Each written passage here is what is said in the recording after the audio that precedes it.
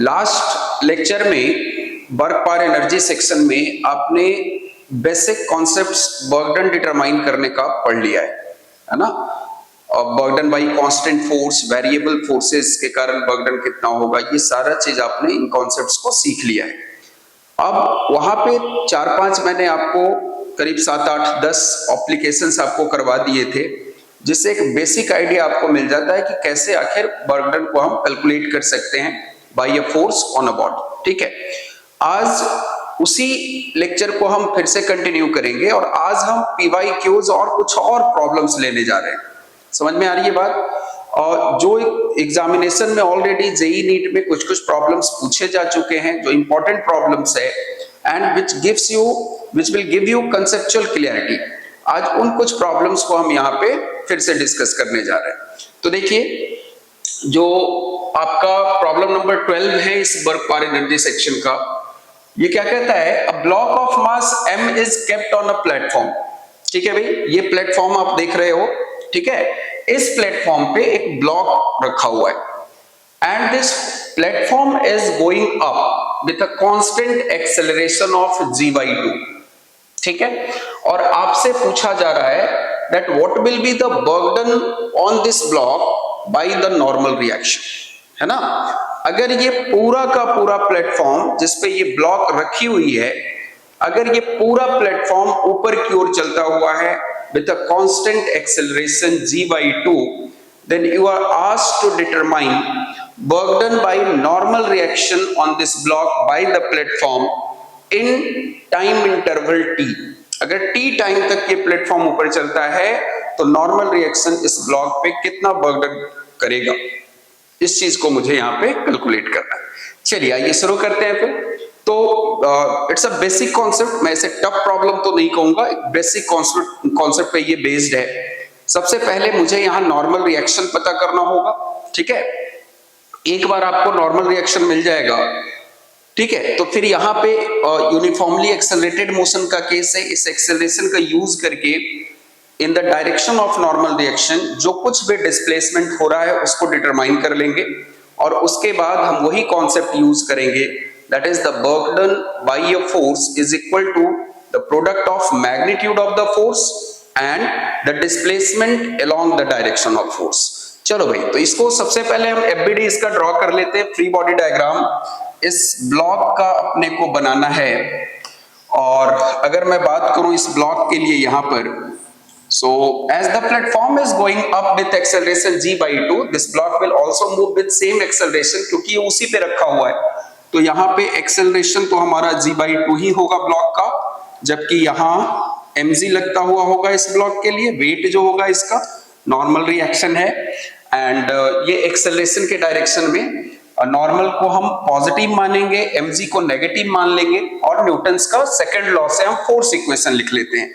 So from here we can write n minus mg will be equal to mass into acceleration, that will be g/2। और यहां से हम normal reaction का value अगर determine करें, so this would B 3mg/2। आ रही है बात समझ में?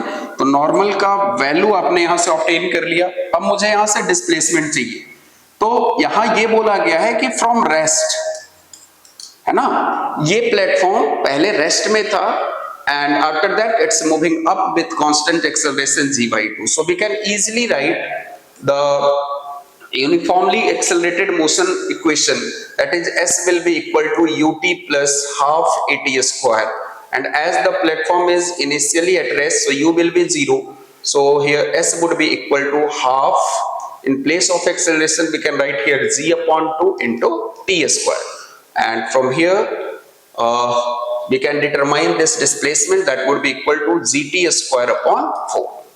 आ रही है बात समझ में? यहाँ तक अब देखोगे, अब सिंपली अगर मुझे यहां से बर्डन ऑब्टेन करना है तो मैं नॉर्मल का मैग्नीट्यूड ले लूंगा और इसका प्रोडक्ट ले लूंगा किसके साथ? डिस्प्लेसमेंट के साथ, along the direction of normal reaction.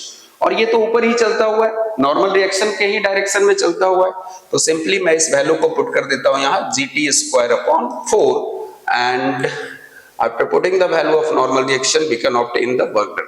so this will be 3mg upon 2 into gt square upon 4, hence the burden will be 3mg square t square upon 8।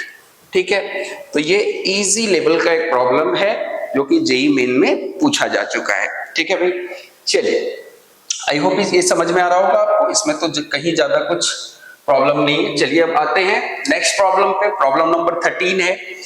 पहले प्रॉब्लम को देखो, क्या है यहाँ पे कहता हुआ कि किसी ब्लॉक को पॉइंट ए से पॉइंट बी तक लाया जा रहा है। ठीक है भाई, एक ब्लॉक को पॉइंट ए से पॉइंट बी तक ला रहे हैं हम, लेकिन 3 अलग अलग पाथ पे। ठीक है, यू कैन सी हियर, एक पाथ तो हमारा ए से सीधा वर्टिकल ऊपर लेके जाते हैं, फिर हॉरिजॉन्टली इसको बी तक पहुंचा देते हैं, जबकि दूसरा जो पाथ है ए से सीधा बी की ओर ब्लॉक को डिस्प्लेस किया जा रहा है। And in the third case the block is being brought along this curve path from A to B. अब ये तीनों ही पाथ पे आपसे पूछा जा रहा है कि mg के द्वारा बर्डन कितना होगा ब्लॉक पे, है ना, बर्डन बाई mg कितना हमारा होगा ये तीनों ही पाथ पे, ये मुझे बताने हैं। फिर से ये भी एक इजी लेवल का ही प्रॉब्लम है, बस जरा सा आपको सोचना होगा। अगर मैं mg की बात करूं, देखो ध्यान से, अगर मैं किसी ब्लॉक के लिए बात करता हूं, इसके खुद के वेट का mg के लिए, तो आप किसी भी पाथ से इस ब्लॉक को ले जाओ, है ना, mg के डायरेक्शन में या इसके अलोंग, इस mg के लाइन के अलोंग कितना आप डिस्प्लेसमेंट कर रहे हो ये जरा सोचो। चाहे आप इसे किसी भी पाथ के अलोंग ले आइए, किसी भी पाथ के अलोंग ले आइए, जो mg के अपोजिट डायरेक्शन में आपने डिस्प्लेसमेंट दिया है, ये तीनों ही पाथ में दिस वुड बी h, है कि नहीं, तीनों ही पाथ में ये जो हमारा यहां से यहां तक, यहां से यहां तक, यहां से यहां तक होगा displacement, that will B h। अगर कोई कांस्टेंट फोर्स है, वहां बर्डन निकालने के लिए सीधी सी बात मुझे यहां याद रखनी है कि फोर्स के डायरेक्शन में कितना डिस्प्लेसमेंट आप उस ब्लॉक का कर रहे हो। Although here mg is acting downward and the block is displaced opposite to the direction of this mg, तो वहां डिस्प्लेसमेंट हम नेगेटिव कंसिडर करेंगे। ये तीनों ही पाथ पे डिस्प्लेसमेंट हमारा, अगर मान लो ये हाइट यहां से यहां तक h है, तो mg के अगेंस्ट आपने जो डिस्प्लेसमेंट दिया है ये होगा हमारा -h, और हेंस ये तीनों ही पाथ पे बर्डन जो होगा कितना होगा, सेम होगा। या आप W1 की बात करो, WT, या फिर उस कर्व पाथ के लिए ही क्यों ना बात करें, यहाँ पे जो बर्डन होगा this would B mg into, क्योंकि डिस्प्लेसमेंट का डायरेक्शन ठीक mg के अपोजिट है, इसलिए मैं इसे -h कहूंगा, मैं -h यहां कंसिडर करूंगा। अगर उसी के डायरेक्शन के लॉन्ग होता तो +h होता, जबकि अपोजिट है तो वहां -h हो जाएगा। And hence in all the 3 cases, है ना, ये तीनों ही पाथ पे mg के द्वारा जो बर्डन होगा that will be the c। Clarity मिल रही है? चलिए अब आते हैं नेक्स्ट प्रॉब्लम पे। यहां देख पा रहे हो that a force F is equal to -k yi cap plus xj cap. अब अगर इस फोर्स को ही देखें, यही से एक बच्चा बढ़िया से बता सकता है, here the force is not the constant force, ये वेरिएबल है, ये x और y पे डिपेंड करता हुआ है, ये कोऑर्डिनेट्स पे डिपेंड करता हुआ है ना। जब पार्टिकल xy प्लेन में चलता हुआ है तो फोर्स का एक कंपोनेंट तो x एक्सिस के लॉन्ग लगता हुआ है, जबकि एक y के लॉन्ग, और वो भी कांस्टेंट नहीं, ये x और y के कोऑर्डिनेट पे वेरी करता हुआ है, तो ये एक वेरिएबल फोर्स हो गया। अब क्या कहता है, देखिए, acts on a particle moving in xy plane starting from the origin, the particle is taken along positive x axis। अब इस ब्लॉक को अपन मूव करा रहे हैं xy प्लेन में आफ्टर अप्लाइंग दिस फोर्स, और पार्टिकल को ओरिजिन से पहले तो इस कोऑर्डिनेट पे लाया जा रहा है, दैट इज a,0, यानी x एक्सिस में a डिस्प्लेस किया गया, y में 0 है, और उसके बाद फिर वहां से उसी ब्लॉक को उस पॉइंट से a, दैट मींस y में अब a डिस्प्लेस में कर रहा हूं। तो आपसे पूछा जा रहा है that find the total burden by the force on the particle. ठीक है, चलिए जी अब देखते हैं। इस जगह पे सबसे पहले मुझे एक डायग्राम बना लेना चाहिए। पहले तो फोर्स का वैल्यू आप देख लो, फोर्स जो यहां पे है this is -k yi cap plus xj cap, है ना।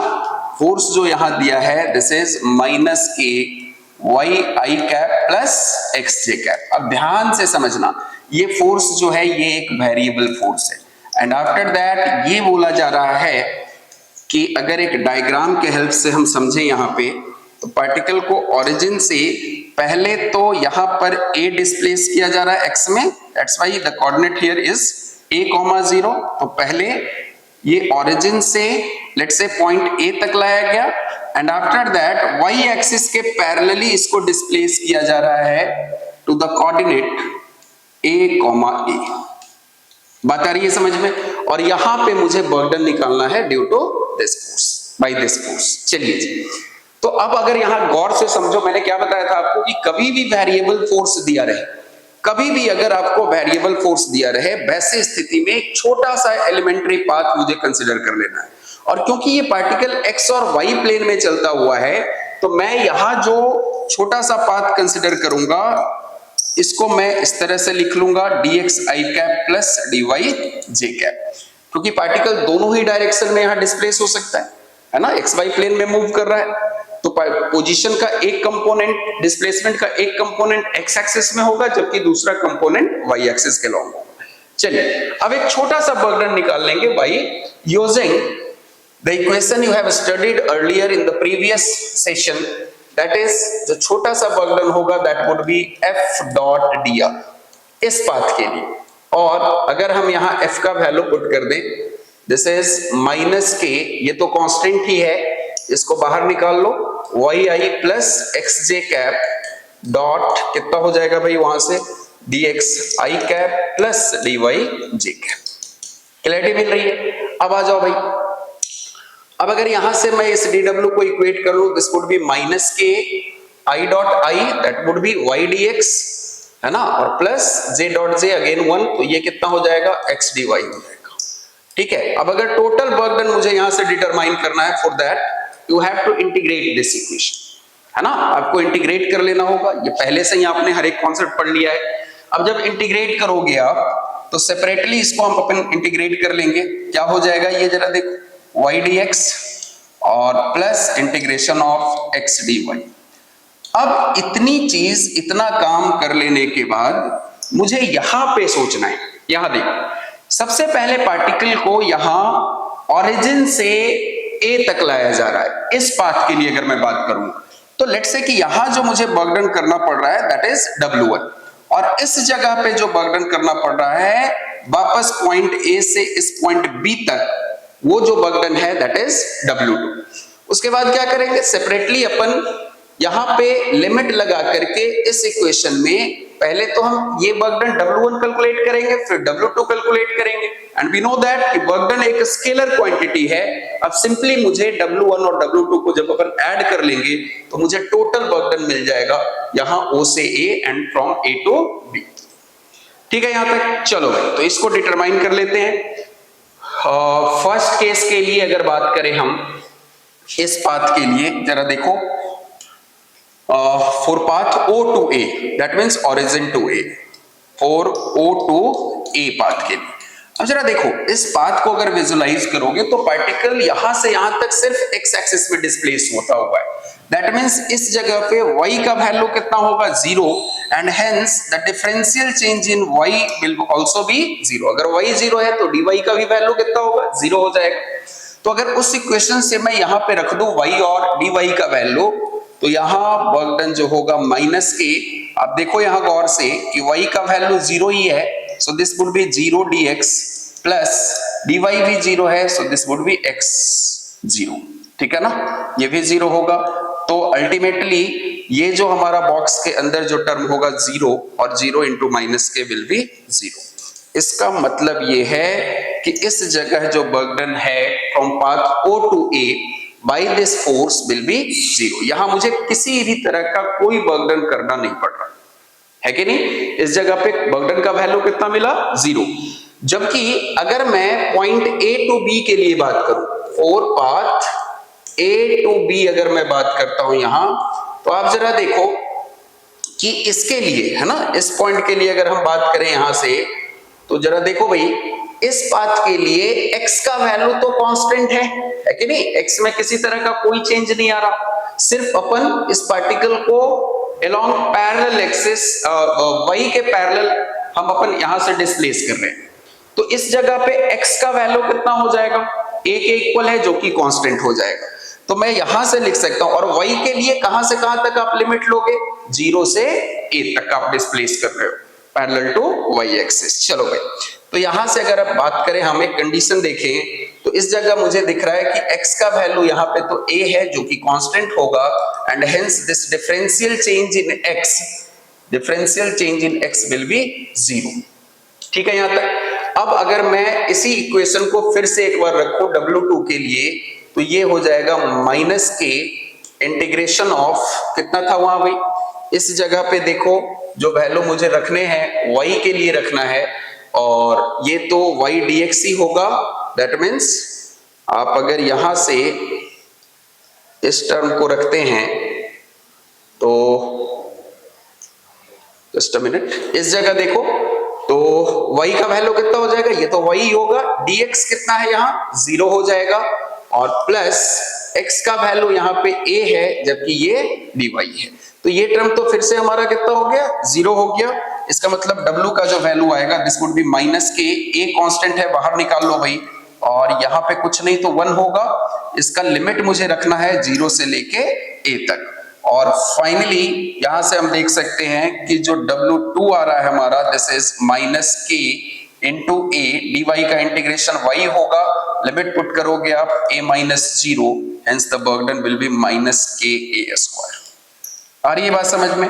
तो यहां पे बर्डन है माइनस के ए स्क्वायर, जबकि W1 कितना था 0, हेंस जो टोटल बर्डन यहां पे मुझे मिलेगा है ना, W1 plus W2 being a scalar quantity, we can simply add these two burden, so 0 plus minus k square will be equal to minus k a square। ठीक है, इस तरह से अपन इस प्रॉब्लम को बड़ा ही इजीली सॉल्व कर सकते हैं। अब एक चीज और यहां समझ लो कि मैंने अभी तुम्हें बताया था कि कुछ ऐसे फोर्सेज होते हैं जो कंजर्वेटिव नेचर के होते हैं, है ना, कुछ ऐसे फोर्सेज होते हैं जो कंजर्वेटिव नेचर के होते हैं, और कंजर्वेटिव फोर्सेस वैसे फोर्सेस होते हैं जिसका बर्डन पाथ पे डिपेंड करता ही नहीं, जिसका बर्डन कभी पाथ डिपेंडेंट नहीं होता, पाथ पे डिपेंड नहीं करता, it only depends on the final and the initial position of the particle. इसका मतलब ये हुआ कि अगर मैं इस पाथ के अलावा किसी और पाथ का यूज करके अगर बर्डन यहां से मैं डिटरमाइन करता, तो वैसे भी मैं इस क्वेश्चन को सॉल्व कर सकता था। जैसे देखिए इस जगह पे ये जो डायग्राम आपने देखा है, let me draw it again. तो यहां से इस पार्टिकल पहले ओरिजिन पे है, इस पॉइंट ए पे ले गए आप a,0 पे, एंड आफ्टर दैट फिर से इसको मैं कहां लेके जा रहा हूं, इस पॉइंट बी पे जिसका कोऑर्डिनेट है a,a। अब देखो भाई कि इस जगह पे अगर मैं बात करूं, ये भी एक पाथ हो सकता है, डायरेक्ट मैं पार्टिकल को O से B तक लेके जा रहा हूं। इससे क्या होगा कि आप इन दोनों ही पाथ पे, ये जो आपने O to A और A to B यहां पे लिया है, इन दोनों पाथ पे अलग अलग बर्डन कैलकुलेट करने से बचे, हमारा काम थोड़ा आसान हो जाएगा, मुझे यहां पे कम समय लगेगा। ठीक है, अब देखते हैं इसको कैलकुलेट करके। अगर मैं डायरेक्टली इस पार्टिकल को इस पाथ के लॉन्ग सोचता हूं O से B तक, क्योंकि अल्टीमेटली आपको यहां से पॉइंट O से B तक तो ही ले जाना है ना। चलिए, तो यहां से अगर हम बात करें फिर से बर्डन का, जो यहां पे आपने इक्वेशन लिखा था माइनस के, ये कितना था भाई, y dx प्लस यहां पे x dy, यही वैल्यू यहां था हमारा। अब अगर मैं इस पाथ OB को ठीक से देखूं, इस पाथ OB को देखो, this is simply a straight line which is passing through the origin. तो इसके लिए मैं एक क्वेश्चन लिख सकता हूं y = mx। बात आ रही है समझ में? अगर कोई भी एक ग्राफ है which represents a straight line and it is passing through the origin, तो मैं simply equation of a straight line लिख सकता हूं यहां y = mx। क्लियरिटी मिल रही है? और यहां से अगर मैं स्लोप डिटरमाइन करूं, तो यहां जो स्लोप हो जाएगा that would B tan theta, इसका जो वैल्यू यहां से मिलेगा that would B a/a and it will be equal to 1। तो मैं सिंपली इस इक्वेशन को लिख सकता हूं y = x के फॉर्म। अब अगर इसका जो है डेरिवेटिव फॉर्म अगर लूं, तो dy का वैल्यू भी किसके इक्वल हो जाएगा, dx के इक्वल हो जाएगा, इसका डिफरेंशियल ऑर्डर भी इक्वल होगा एक दूसरे के, क्योंकि y x के इक्वल है तो इसका रेट ऑफ चेंज भी दोनों का क्या होगा भाई, सेम होगा। अब यहां से एक बात समझो, इस पर्टिकुलर टर्म में ये जो इक्वेशन आपने लिखा है इंटीग्रेशन साइन के अंदर, अगर इस जगह y का वैल्यू x है तो y को y के जगह x अपन लिख सकते, जबकि यहाँ पे dy का वैल्यू dx है तो इस dy के जगह पे dx हम पुट कर सकते हैं। अगर ये हम रखते हैं तो देखिए dy will be dw will be integrate कर दिया इसको, it means it will give the total burden, है ना। इस जगह इंटीग्रेशन साइन ऑलरेडी लगा दिया है तो आप w लिखोगे, that will give the total burden. So minus के, यहाँ क्या हो जाएगा भाई, माइनस के, और यहाँ पे y के जगह x मैं लिख देता हूं क्योंकि इक्वल ही है दोनों, प्लस यहां से कितना हो जाएगा हमारा x, और dy के जगह यहाँ पे dx लिख देते हैं। जबकि लिमिट जब आप रखोगे यहाँ देखो इस जगह पे था 0,0, जबकि यहाँ पे a डॉट a, मतलब x का वैल्यू 0 से a तक चेंज हो रहा है, इंक्रीज हो रहा है, जबकि इसका जो y का भी अपर लिमिट लोअर लिमिट 0 है, जबकि अपर लिमिट कितना रखेंगे a, तो 0 से a पुट कर देते हैं और यहाँ पे 0 से a। जब अगर हम पुट करेंगे इसे, सो फ्रॉम हियर माइनस के, यहाँ कितना हो जाएगा x²/2, और प्लस इस जगह भी, या सिंपली दोनों अगर सेम टर्म है तो मैं लिख सकता हूं 2x²/2, और इसका मैं लिमिट पुट कर दूंगा कहां से कहां तक, तो 0 से a तक। देखो 2 से 2 तो कैंसिल हो जाएगा, और फिर से मुझे बर्डन जो मिल रहा है यहाँ, दिस इज x के जगह a रखिए, a² - 0, that would B -ka²। बात आ रही है समझ में। तो यहाँ एक और चीज मुझे समझ में आ रहा है कि इस जगह पे इस फोर्स के कारण जो बर्डन है, that is for the force -k yi + xj, यहाँ पे जो ये फोर्स के कारण जो बर्डन होता हुआ है ना, from point O to B, this is not does not depends on the path of the particle, है ना। जिस पाथ के लॉन्ग जा रहा है पार्टिकल, उस पे पाथ पे तो डिपेंड ही नहीं कर रहा। इसका मतलब ये जो फोर्स है कैसा फोर्स है भाई, कंजर्वेटिव फोर्स। तो इसलिए दोनों ही मेथड से मेरे सेम आंसर्स आ रहे हैं। बता रही है समझ में। चलिए अब इसको कर लेने के बाद नेक्स्ट प्रॉब्लम पे आते हैं अपन। आई होप वो प्रॉब्लम क्लियर हो रहा होगा। फिर से देखो, ये भी जेईई एडवांस में एक प्रॉब्लम पूछा गया है। इस तरह का एक फोर्स है जिसका इक्वेशन आपके सामने है, एफ का वैल्यू इतना है और यहाँ पे के जो है कांस्टेंट है, ठीक है भाई। फर्क ये है कि वहां पे मुझे इस बात को नहीं बतलाया गया था कि पार्टिकल को जो जिस पाथ से लाया जा रहा है उसका नेचर कैसा हो। ऑल्दो हम उसको भी प्रेडिक्ट कर सकते थे कि वो स्ट्रेट लाइन पे या ऐसा चलता हुआ है, लेकिन यहाँ साफ साफ लिख दिया गया है क्वेश्चन में that particle is being displaced along a circular path of radius a, है ना। यहां पे इस फोर्स को लगा करके पार्टिकल को एक सर्कुलर पाथ के, एक कर्व पाथ पे हम वहां पे डिस्प्लेस कर रहे हैं, और इसके कोऑर्डिनेट्स भी दिए हुए, taken from point a, 0 to 0, i। अब देखो इस कोऑर्डिनेट को आपको देखते ही समझ में आ जाना चाहिए कि अगर मैं एक सर्कल यहां से ड्रॉ करूं, देखो भाई इस जगह अगर मैं एक सर्कल ड्रॉ करता हूं, इस जगह पे ऑरिजिन अगर मैं इस सेंटर पे ले लूं, यहां पे रेडियस a है इस सर्कुलर पाथ का, and the particle is displaced. देखो भाई कहां से कहां तक, a, 0 से 0, i। इसका मतलब पार्टिकल पहले तो यहां होगा x में plus a, that is the radius, तो यहां a, 0 होगा, जबकि इस जगह पे 0, कितना है भाई a, x में तो 0 है, जबकि y में कितना ऊपर है a, जो कि रेडियस। बात आ रही है समझ में। और रेडियस के लिए अगर हम एक सर्कल के लिए इक्वेशन की बात करते हैं, सर्कल का इक्वेशन आपने बेसिक मैथमेटिकल टूल्स, जब ग्राफ का कॉन्सेप्ट आपको सिखाया जा रहा था, आपको ये बता दिया गया है कि x² + y² = a²। a is radius, है ना। a क्या है यहाँ पे, रेडियस ऑफ दैट सर्कल। तो ये इक्वेशन तो हमेशा होल्ड करता है। अब अगर इस इक्वेशन के जगह गौर से देखो, यहां इस फोर्स में x² + y² के जगह अगर मैं a² पुट कर दूं, तो यहां जो फोर्स का वैल्यू मुझे मिलेगा, this would B x/a² to the power 3/2, 2 से 2 कैंसिल हो जाएगा, ये a³ हो गया, और यहां जो है y/a³, ये कितना हो जाएगा भाई, j। जैसे ही मैं इस कॉन्सेप्ट्स को यूज करता हूं, ये जो फोर्स इतना गंदा सा दिख रहा था एक इक्वेशन, ये मुझे अब सिंपलीफाइड फॉर्म में दिख रहा है। एक सिंपल सा इक्वेशन मुझे दिख रहा है जहां की a³ तो कांस्टेंट ही हो गया। तो सिमिलर सा इक्वेशन जो पहले आपने किया है वही टर्म दिखना शुरू होगा। इसको आप और सिंपलीफाई कर सकते हैं, इस जगह से अगर मैं फोर्स की बात करूंगा तो ये जो F है this would B a cube को कॉमन ले लो भाई, this would B a cube, यहां कितना आ रहा है xi cap plus yj cap. अब यहां से आपको इस फोर्स के कारण बर्डन डिटरमाइन करना है। मैं फिर से क्या करूंगा, मैं देख रहा हूं ये फोर्स जो है again it's a variable force, मुझे छोटे से बर्डन की बात करना है, dw निकालना होगा और ये कितना हो जाएगा। मैं फिर से यहाँ पे एक छोटा सा पाथ कंसिडर कर लेता हूं, dr is equal to dxi cap plus dyj cap. अगर यहाँ पे इस फोर्स के साथ मैं डॉट प्रोडक्ट लूं तो dw का वैल्यू ये k अपॉन a क्यूब तो कांस्टेंट ही है, ये कितना हो जाएगा भाई x dx plus y dy।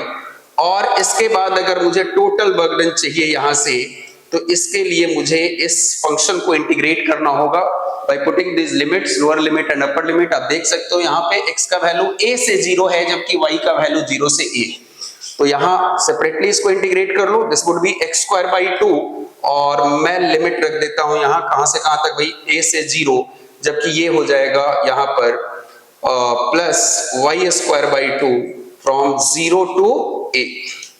ठीक है भाई, अब जब हम यहां से लिमिट रखें गौर से देखिए इस जगह पे ये जो वैल्यू आएगा मेरे पास दिस वुड बी 0 रखोगे तब तो 0 ही है, this would B minus a square by 2 plus a जब रखते हैं a minus 0 this would B a square by 2 और ये दोनों ही टर्म कैंसिल होके अगेन जो ओवरऑल बर्डन मुझे मिल रहा है यहाँ पे दिस वुड बी 0।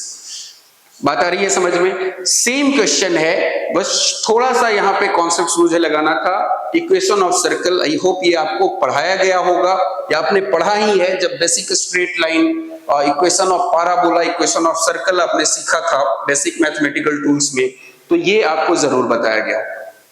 ठीक है, चलो अब इसी प्रॉब्लम को एक और तरीके से अपन करने की कोशिश करते हैं। सेम प्रॉब्लम, टाइम टेकिंग कम होगा वहां पे, कम टाइम में हम कोशिश करते हैं इस प्रॉब्लम को बनाने की। चलिए, और उसका जो मूल कॉन्सेप्ट है यहाँ पर, एक जो बेसिक कॉन्सेप्ट है, मुझे ये ध्यान देना है, फोर्स को विजुलाइज करना है। इस जगह पे अगर हम फोर्स को थोड़ा सा विजुलाइज करने की कोशिश करें तो यहाँ फोर्स का जो वैल्यू मुझे मिल रहा है this is k upon a cube and this is xi cap plus yj cap, और जबकि पार्टिकल को आप डिस्प्लेस कर रहे हो एक सर्कुलर पाथ पे। ठीक है भाई, दूसरा मेथड देखिए, इसी का अल्टरनेट मेथड। अगर हम इस फोर्स की बात करें तो ये जो फोर्स का डायरेक्शन होगा ये किधर लगता हुआ है, पहले ये देखो। इसका एक कंपोनेंट तो x में है जबकि दूसरा कंपोनेंट इसका y में है। इसका मतलब कि ये फोर्स का एक कंपोनेंट x में लगता हुआ होगा, एक कांस्टेंट कुछ मान लो k डैश इसको, सो दिस वुड बी यहां पे हो जाएगा ये k डैश xi कैप, जबकि इस डायरेक्शन में लगता हुआ है ये k डैश yj कैप। बात आ रही है समझ में? दैट मीन्स कि ये जो फोर्स है this is acting in radially outward direction. ये फोर्स किधर लगता हुआ है? रेडियल आउटवर्ड डायरेक्शन में लगता हुआ है। ये सेंटर से अवे लगता हुआ है along the radial direction, outward direction. और इस पार्टिकल को अपन डिस्प्लेस कर रहे हैं अलोंग दिस कर्व पाथ, इस कर्व पाथ पे। एक बार फिर से इसको देखिए, अगर गौर से देखो तो यहाँ पे फोर्स जो लगता हुआ है इस जगह पे this is acting along this radial direction, और यहाँ छोटा सा एक डिस्प्लेसमेंट dr अगर मैं कंसिडर करूं, ये हमारा किधर है? टेंजेंशियल डायरेक्शन में, इस सर्कल के।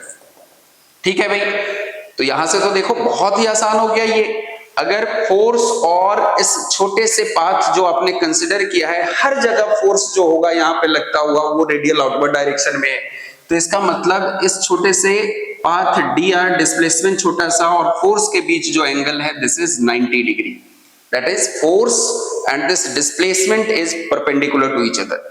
एंड इन दिस केस मैंने बताया है आपको कि जब भी फोर्स और डिस्प्लेसमेंट के बीच एंगल 90 होगा तो net work done would be 0। Net work done यहाँ पे कितना होगा भाई? 0 के ही इक्वल होगा। आ रही है बात समझ में? तो ये अगर फोर्स को आप विजुलाइज कर पाओ तो वो बेसिक इंटीग्रेशन और उतना सब जो आपने झमेला किया है मैथमेटिकली वहां करने की कोई जरूरत नहीं है। आप बिल्कुल ही इस कॉन्सेप्ट से इस क्वेश्चन को सॉल्व कर सकते हैं। आ रही है बात समझ में? चलो भाई, हालांकि ऑल्दो वो जो इंटीग्रेशन भी आपका था वो बहुत ऐसा नहीं कि कॉम्प्लेक्स सा इंटीग्रेशन है ना, बेसिक इंटीग्रेशन का कॉन्सेप्ट है वहां। इतना तो एक जेई या फिर नीट प्रिपेयर करने वाले एस्पायरेंट्स को इतना तो ध्यान में रखना चाहिए। ओके, चलो भाई अब नेक्स्ट एप्लीकेशन पे अपन आते हैं। यहां से देखिए चेन प्रॉब्लम, ये बड़ा ही पॉपुलर सा प्रॉब्लम है और हर सीट में, हर मॉड्यूल में, हर टेक्स्ट बुक में आपको यहां से देखने को मिलता है। पहले अपन प्रॉब्लम को समझ लेते हैं। देखो भाई है क्या यहाँ पे कि इस स्मूथ टेबल पे एक चेन को रख दिया जिसका मास m है, लेंथ l है, और इस चेन का 1/3 हिस्सा, that means 1/3 part of this chain is overhang from this table. ठीक है भाई, इसको लटका दिया गया है इस टेबल के एक कॉर्नर से ये लटकता हुआ है, सस्पेंड करता हुआ है। Now you have been asked to find the work done in bringing this L/3 part of the chain back on the table, है ना। ये जो L/3 पार्ट है इस चेन का, उसको वापस मुझे टेबल पे रखने में मुझे कितना वर्क डन करना होगा, मुझे इस बात को दिखाना है, इस बात को डिटरमाइन करना है। बात आ रही है समझ में? चलो भाई, तो सबसे पहले अपन क्या करते हैं, पहले सोचो, छोटा सा कॉन्सेप्ट सोचो। यहां पे बच्चे जनरली ये सोच लेते हैं कि इस जगह पे एक चीज तो सही है कि यहाँ पे mg लगता हुआ होगा इस चेन का, है ना। ये जो पार्ट है L/3 वहां पे mg लगता है, और इस mg के अगेंस्ट मुझे स्लोली लाना है भाई। देखो एक चीज और ध्यान रखोगे, यहाँ पे बोला गया है कि स्लोली लाना है, स्लोली लाना है, इसका मतलब मुझे उस जगह मिनिमम फोर्स लगाएंगे such that this acceleration of the chain must be equal to 0, है ना। इस चेन का एक्सेलरेशन कितना होना चाहिए, 0 के इक्वल। तो सोचो मिनिमम फोर्स कितना लगाना चाहिए यहाँ, ताकि चेन को जेंटली मैं उसको खिसका कर ले आऊं टेबल, है ना। उसके लिए जो फोर्स लगाएंगे that must be equal to mg। ठीक है, मिसकंसेप्शन कहां होता है, mg मिल गया, फोर्स मिल गया, L/3 डिस्प्लेस करना है, डायरेक्ट हम लगा देते हैं mg इंटू L/3। जबकि ये तुम्हें समझना चाहिए, इस जगह पे एक क्लियरिटी होनी चाहिए कॉन्सेप्ट की, कि जैसे जैसे इस टेबल पे चेन का थोड़ा सा पार्ट ऊपर उठता जाएगा, वो ऊपर जाता जाएगा, वैसे वैसे इस mg का वैल्यू जो है वो कम होता जाएगा। समझ में आ रही है बात? जैसे जैसे चेन का कुछ कुछ पार्ट जो है ऊपर चलता जाएगा इस टेबल पे, ये लेंथ तो कम हो रहा है ना भाई, ये लेंथ कम हो रहा है तो मास कम होगा, वेट इसका कम होगा, तो फोर्स मुझे कम लगाना होगा। दैट मीन्स यहाँ फोर्स कांस्टेंट नहीं है, मगर इस जगह भी यहाँ वेरी करता हुआ है, फोर्स वेरिएबल है। तो सबसे पहले मुझे क्या मानना चाहिए, आई होप आपको अब समझ में आ रहा होगा कि एक छोटा सा सर एलिमेंट मान लो, यहाँ पे एक एलिमेंट मान लो, है ना। कितना मान लो ये element, let's say this is dy, कितना डिस्टेंस, इसी कॉर्नर से मैं y डिस्टेंस पे मान लेता हूं, इस जगह पे ये एलिमेंट है dy। ठीक है, अब आपके पास क्या है, ये जो टेबल आप देख रहे हो, इस टेबल से नीचे एक छोटा सा चेन का एलिमेंट है जिसका मास होगा dm, लेंथ dy है, तो dm का वैल्यू भी कैलकुलेट कर लेते हैं। यूनिफॉर्म चेन है, क्या करो भाई, m/l इंटू dy कर दो, dm का वैल्यू मुझे यहां से मिल गया। अब इसके बाद इस पे देखो कौन सा फोर्स लगता हुआ है, तो ग्रेविटी तो लगेगा, यहाँ वेट लगेगा इसका, कितना, dm इंटू z, या फिर इसको मैं लिख सकता हूं m/l इंटू z इंटू कितना, dy। ठीक है भाई, ये मिल गया मुझे।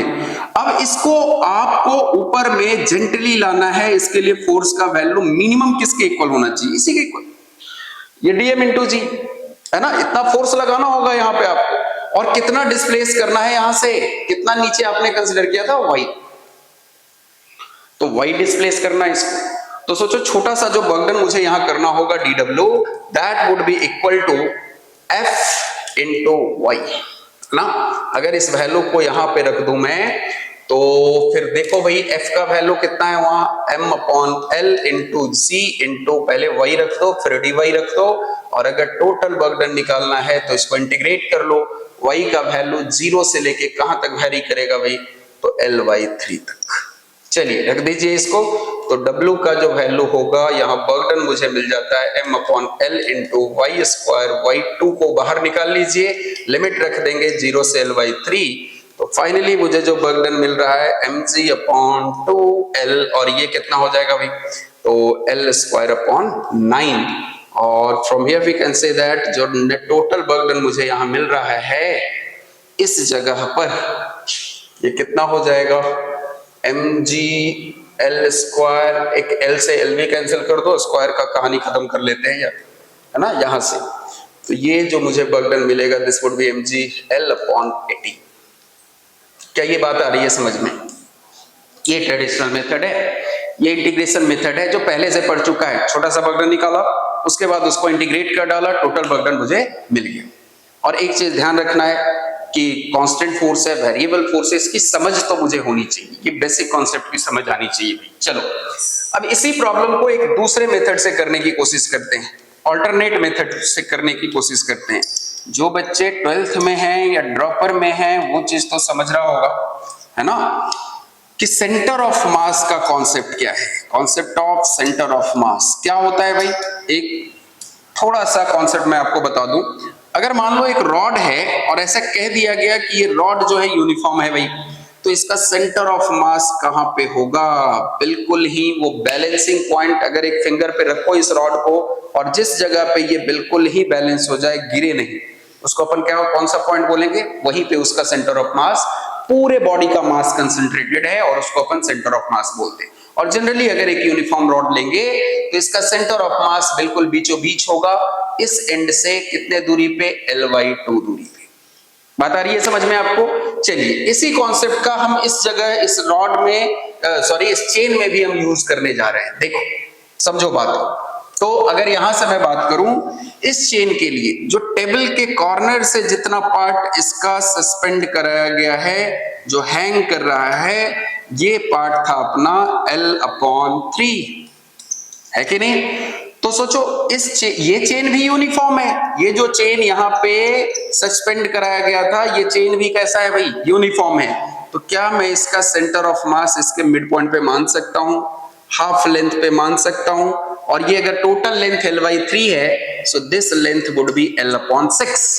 और सेंटर ऑफ मास भाई साहब वो पॉइंट होता है जहां टोटल मास आप इसका एज्यूम कर सकते हैं, जितना ये हैंग किया हुआ है, कितना पार्ट हैंग्ड है भाई, तो ये जो वैल्यू होगा दिस वुड बी मास इसका बता दो, m डैश का वैल्यू हो जाएगा m/L इंटू ये लीनियर मास डेंसिटी हो गया, और जितना पार्ट का आपको मास निकालना है उससे मल्टीप्लाई कर दीजिए उस लेंथ से, so this would B m/3, है कि नहीं?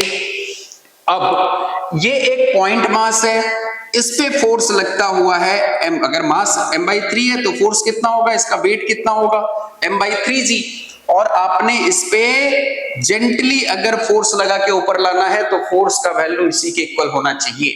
और डिस्प्लेस कितना कर रहे हो इस सेंटर ऑफ मास से? यहां से इसको ऊपर जब उठाओगे तो इसके मास को टेबल पे ही तो लाना है, इसके मास को टेबल पे लाना है, इसका मतलब इसके सेंटर ऑफ मास को डिस्प्लेस करना है। कितना दूरी? L/6, इतना डिस्प्लेस कर देना है। तो जो बर्डन होगा इस जगह पे, this can be simply written as force which is F into जो डिस्प्लेसमेंट है along the direction of force L/6। F का वैल्यू कितना है भाई? जेंटली लाओगे तो फोर्स का इक्वल उसके वेट के इक्वल होगा, इनटू L/6 होगा, that would be again equal to mg L/80। Clarity मिल रही है? समझ में आ रहा है? इस कॉन्सेप्ट से भी आप इस क्वेश्चन को सॉल्व कर सकते हैं, या फिर एक ट्रिक से भी सॉल्व कर सकते हो। क्या ट्रिक है? देखो यहाँ पे जो बर्डन होता है दिस इज mg L/2n², ठीक है? अब ये क्या है भाई? 2n² क्या है? देखो ध्यान से, इस चेन का जितना पार्ट है ना, कितना सस्पेंड करा हुआ है नीचे, कितना हैंग कर रहा है, ये जो पार्ट है चेन का दिस इज L/3, है ना? इसको अपन मान लेते हैं, ये जो L/3 पार्ट है इसको हम लोग कंसिडर कर लेते हैं L/n, जितना फ्रैक्शन जितना इसका हैंग कर रहा है। तो अगर इससे इक्वेट कर लो तो n का वैल्यू कितना हो जाएगा? 3 के इक्वल, है ना? mg मास चेन का acceleration due to gravity into total length upon 2n², जहां n का वैल्यू जितना पार्ट हैंग करता हुआ वो फ्रैक्शन मुझे वहां ले लेना है, वो फैक्टर ले लेने हैं। तो यहां से अपन इस चेन को ऊपर लाने में जो बर्डन करना पड़ रहा है, देखो डायरेक्ट यहां से आंसर आ जाएगा हमारा mg L/3² 980, ठीक है? तो इस ट्रिक से भी हम यहाँ पे इस बर्डन को डिटरमाइन कर सकते हैं। आई होप आज के बाद चेन वाले प्रॉब्लम में तुम्हें किसी तरह की कोई दिक्कत नहीं होगी, ठीक है? चलो भाई, इसके जस्ट बाद चेन का ही एक प्रॉब्लम लेते हैं फिर से, लेकिन जरा सा यहाँ पे थोड़े से नजारे अलग हैं। क्या नजारे अलग है भाई? देखो पिछली बार जो टेबल था वो बिल्कुल ही स्मूथ है, जबकि अब इस बार ये टेबल स्मूथ नहीं है बल्कि रफ है ना।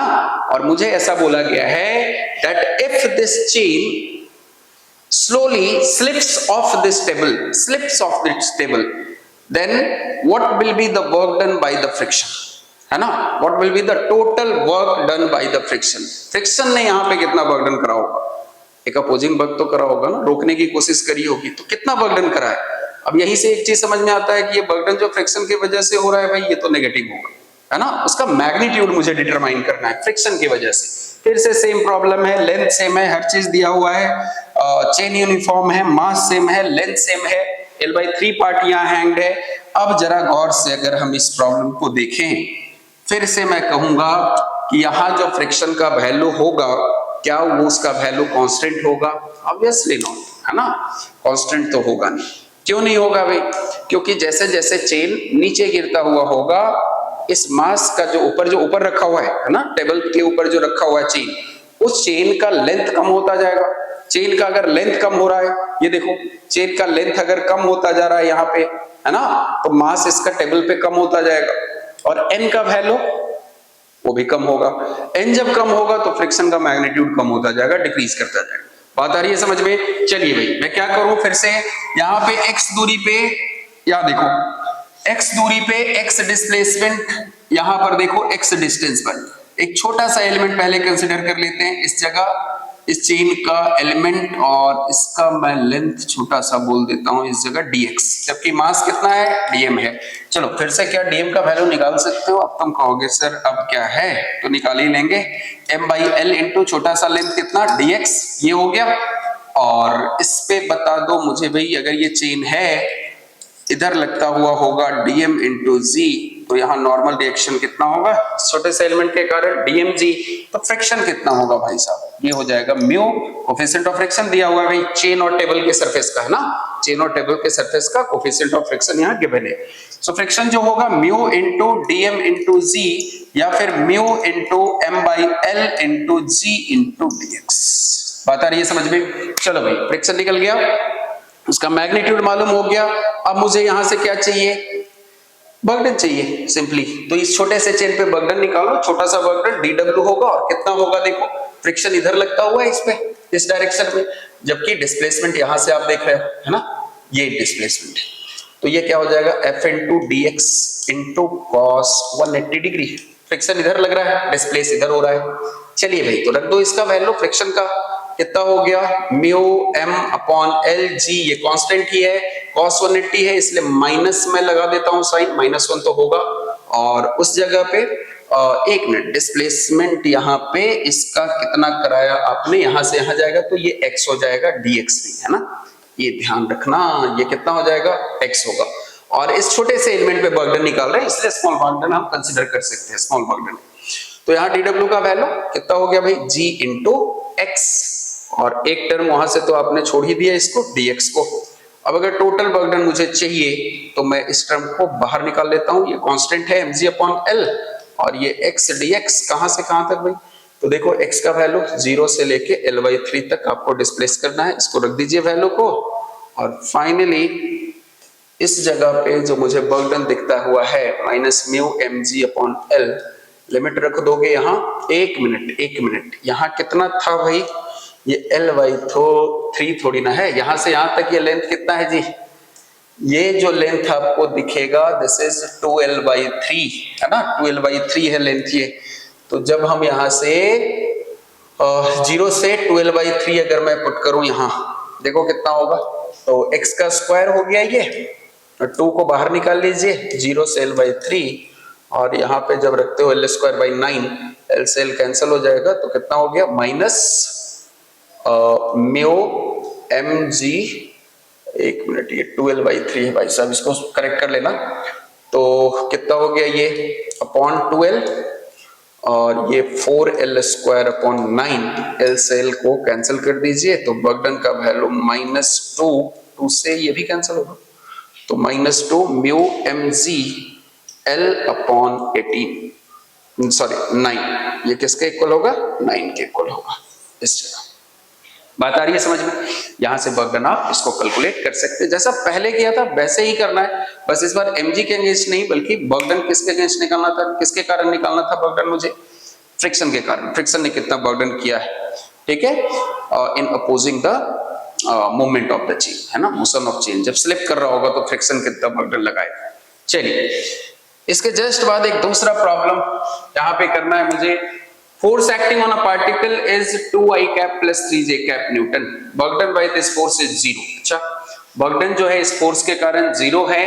When the particle moves on the line 3y plus x is equal to 5, then find the value of k.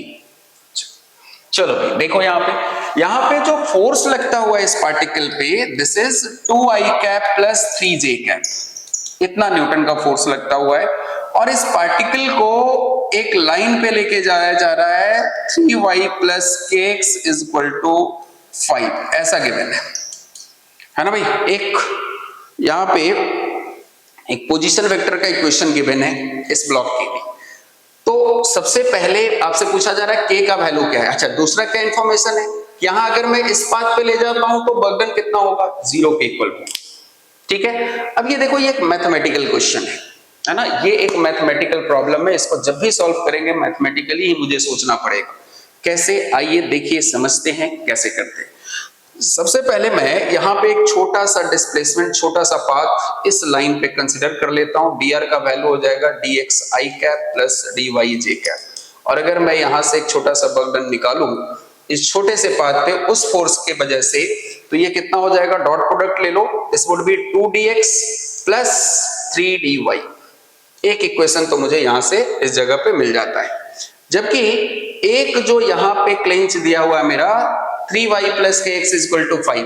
अब अगर यहां से मुझे एक रिलेशन निकालना हो, ये dy dx में एक रिलेशन मुझे चाहिए भाई, है ना, dy और dx में एक रिलेशन चाहिए जो मुझे ये इक्वेशन देगा। कैसे, इस y को डिफरेंशिएट कर दीजिए x से, है ना, इस y को किससे डिफरेंशिएट कर दो भाई, x के रिस्पेक्ट में, सो 3 dy y dx plus k, ये तो k ही हो जाएगा, और dx by dx के ये तो कांस्टेंट है भाई, और यहाँ पे जो है ये तो 0 ही आएगा क्योंकि ये कांस्टेंट टर्म है, 5 जो है एक न्यूमेरिकल कांस्टेंट है।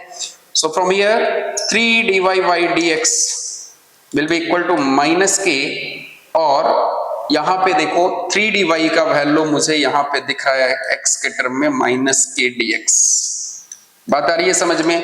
क्या इस 3 dy के जगह मैं माइनस k dx रख सकता हूँ, और क्योंकि ये वर्क डन, छोटा वर्क डन निकालो बड़ा वर्क डन निकालो, हर जगह वर्क डन कितना है भाई, 0 ही है, तो यहाँ पे 2dx प्लस 3 dy के जगह पे मैं यहाँ लिख सकता हूँ माइनस k dx, और ये वैल्यू तो 0 ही होगा। अगर इंटीग्रेट भी कर दूं, टोटल वर्क डन निकालो तो कितना है, 0 है। तो अगर यहां से मैं सॉल्व करने की कोशिश करूं, from here 2dx plus minus minus इस तरफ ले आइए इसको, ये हो जाएगा k dx, dx से dx कैंसिल हो गया, और k का जो वैल्यू आ जाएगा इस जगह पे, दैट वुड बी 2। आ रही है बात समझ में? चलो तो ये भी हो गया। एक प्रॉब्लम और अपन कंसिडर करते हैं, लेकिन ये प्रॉब्लम मुझे लिखना होगा और आपको समझाना है। देखिए कैसे, क्या है कि एक ब्लॉक को एक हिल के ऊपर इस तरह से अपन लेके जा रहे हैं, है ना, एक हिल है जिसका ये जो बेस का लेंथ है दिस इज l, जबकि इस हिल का जो हाइट है यहाँ पे दिस इज h, ठीक है भाई, इस हिल का हाइट कितना है, h। अब कहा गया है आपसे, ये एक इरोडोप का ही प्रॉब्लम है, इस जगह पर अगर एक ब्लॉक को मैं ऊपर लेके जाऊं सच दैट कि इस जगह पे एक फोर्स लग रहा होगा इस ब्लॉक पे, और ये हमेशा टेंजेंशियल डायरेक्शन में लगता हुआ है।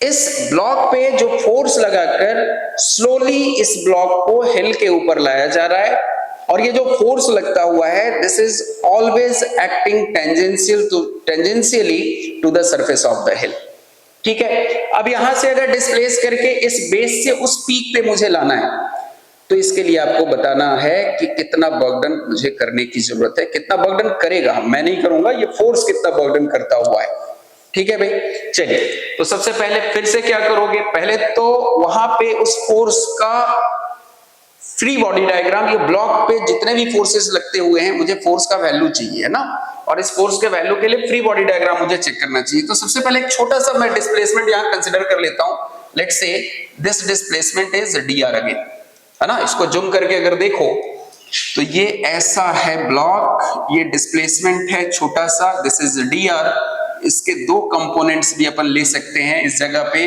ये हो जाएगा dx और ये हो जाएगा dy, जबकि ये एंगल मैं छोटा सा कंसिडर कर लेता हूं थीटा, और इसी पे ब्लॉक रखा हुआ है भाई, इसी पे ये ब्लॉक रखा हुआ है। जरा देखो, एक तो इस ब्लॉक पे mg लगता हुआ होगा जिसके दो कंपोनेंट्स अपन ले लेंगे, है ना, एक इधर mg cos थीटा, समझ पा रहे होगे, अगर ये एंगल थीटा है so this will be also theta, और एक जो यहाँ पे फोर्स लगता हुआ होगा mg का कंपोनेंट होगा mg sin थीटा, जबकि ये रफ है, सरफेस रफ है ब्लॉक का, ये हिल का, और ब्लॉक के बीच एक coefficient of friction let's say mu मान लेता हूं, तो यहाँ पे एक फ्रिक्शन भी लगता होगा, as the block is slided along this direction up the hill, a friction force also used to act on this block. ठीक है, अब मुझे एक चीज बता दो यहां से कि अगर स्लोली लाना है विदाउट एक्सेलरेशन स्लाइड करके ब्लॉक को, तो क्या इस f का वैल्यू इस जगह mg sin थीटा और फ्रिक्शन के इक्वल होना चाहिए? ऑफ कोर्स होना चाहिए भाई, और इस डायरेक्शन में एक नॉर्मल लगता हुआ है, तो नॉर्मल का वैल्यू तो डिटरमाइन कर ही सकते हो यहां से, n का वैल्यू कितना हो जाएगा mg cos थीटा, जबकि जो फोर्स का वहां मैग्नीट्यूड होगा this would B mg sin theta plus f, और फोर्स तो लिमिटिंग ही लगेगा यहाँ क्योंकि स्लाइड कर रहे हैं आप, है ना। तो इस जगह पे देखो म्यू इंटू एन, तो म्यू mg cos थीटा, ये मैंने फोर्स यहाँ पे लगा दिया इस जगह पे, ठीक है, ये फोर्स लगता हुआ है। अब आइए इस जगह, इस जो ये राइट एंगल ट्रायंगल आपने इस dr पाथ के लिए बनाया है, ये एंगल थीटा है ना, तो अगर dx और dy का वैल्यू dr के ही टर्म में अपन लेने की कोशिश करें, तो जरा सोचो यहाँ पे cos थीटा का वैल्यू क्या हो जाएगा dx अपॉन dr, तो यहां से dx का वैल्यू क्या आएगा भाई dr cos थीटा, और सिमिलरली dy के लिए अगर लिखूं मैं तो यहाँ वैल्यू आ जाएगा dr sin थीटा। ये भी एक जो चीज है इस जगह से मुझे लिख लेना चाहिए क्योंकि आगे मुझे इसको काम में आएगा ये। चलो देखो भाई, इस जगह भाई ये छोटा सा एक बर्डन निकालना होगा आपको, क्योंकि यहाँ पर थीटा का वैल्यू हर जगह तो सेम नहीं है, थीटा चेंज करता हुआ है इस जगह, है ना, तो फिर एक छोटे से पाथ के लिए काम करना है, कितना f डॉट dr भाई। यहाँ पे एक चीज और देखिए कि इस जगह फोर्स भी इधर लगता हुआ है, डिस्प्लेसमेंट भी इधर है टेंजेंशियली, तो यहाँ कितना हो जाएगा दोनों के बीच का angle, this would B 0 degree, cos 0 होगा, है ना, ये है। चलिए जी, तो dy का वैल्यू dw देखो यहाँ पे कितना हो गया, f का वैल्यू रखिए यहाँ, f का वैल्यू हो जाएगा यहाँ से mg sin theta plus mu mg cos theta, और ये cos 0 तो भाई गया, और dr जो होगा ये dr अपन रख लेते हैं, इक्वेट कर लो दोनों को अलग अलग, तो ये हो गया mg sin थीटा या mg dr sin थीटा, जबकि इसके साथ अगर इक्वेट करेंगे this would B mu mg dr cos theta, इसको भी मुझे इंटीग्रेट कर लेना है। और सोचो लिमिट क्या होगा, लिमिट कितना होगा, अगर मैं dr sin थीटा को अगर देखूं तो ये dr sin थीटा और कुछ नहीं है बल्कि dy है। समझ में आ रहा है बात को, मैंने क्यों यहाँ पे dr और dy का वैल्यू dx का वैल्यू dr के टर्म में फाइंड किया था। तो इस जगह पे अब अगर आपने इंटीग्रेट किया है तो ये टोटल बर्डन हो जाएगा, जब इंटीग्रेट कर ही दिया है तो क्यों ना मैं इसे टोटल बर्डन w से रिप्रेजेंट कर दूं। तो ये बर्डन जो होगा यहाँ पे देख लो भाई, ये mg into dr sin theta का वैल्यू कितना है dy है, और इंटीग्रेशन साइन से इसको भी आप बाहर ले सकते हैं अब तो, क्योंकि mg कांस्टेंट है ही, ये आपको मालूम है। और सोचो y का लिमिट मुझे कहां से कहां तक लेना होगा, 0 से ये पूरा जो हिल का हाइट है ना, वहां तक डिस्प्लेस कर रहे हैं, जबकि इस जगह म्यू mg को भी बाहर निकाल लीजिए, dr cos थीटा का वैल्यू dx है, और ये जब आप पीक पे लेके जा रहे हो तो हॉरिजॉन्टली कितना आप डिस्प्लेस कर रहे हो, है ना, ये जो हिल का बेस लेंथ दिया हुआ है that means from 0 to l, and after integrating this you will get the total burden in sliding this hill. ये क्या हो गया, एक मिनट, चलिए तो इस जगह देखो आ जाओ, टोटल बर्डन कितना हो गया, dy का इंटीग्रेशन y और लिमिट रख दो h, तो दिस विल बी mgh, जबकि यहाँ कितना हो जाएगा म्यू mg, और यहाँ कुछ नहीं 1 है तो इंटीग्रेशन x, लिमिट रख दो ये l हो जाएगा, और फाइनली जब mg को हम यहाँ से कॉमन ले लें so this would B h plus mu l। ठीक है भाई, ये आपका एरोडोम का ही एक इक्वेशन है। नेक्स्ट लेक्चर में आई होप कि आपको यहाँ पे इस लेक्चर में तो एंजॉय किया होगा आपने। प्रॉब्लम जो बेसिक लेवल के हैं, पीवाईक्यूज हैं, क्या है, सारे प्रॉब्लम्स आसान हैं, ठीक है ना। सारे प्रॉब्लम्स अब आपको इजी लग रहे होंगे, क्योंकि कंसेप्चुअल क्लैरिटी अगर आपको एक बार मिल जाती है तब आपको न्यूमेरिकल सॉल्व करने में कोई परेशानी नहीं होती है, ठीक है। तो वो ध्यान रखें। दूसरी चीज क्या है, अगले लेक्चर पे मैं यहां से एनर्जी की बात करूंगा, है ना। Work by constant force, variable force हो गए, इंपॉर्टेंट एप्लीकेशंस कर लिया, पीवाईक्यूज कर लिया। इसके बाद जो अगला हमारा सेशन होगा वो एनर्जी पे होगा। Kinetic energy, potential energy, basic meaning क्या है, पूरे फील्ड के साथ हम नेक्स्ट क्लास में पढ़ने जा रहे हैं।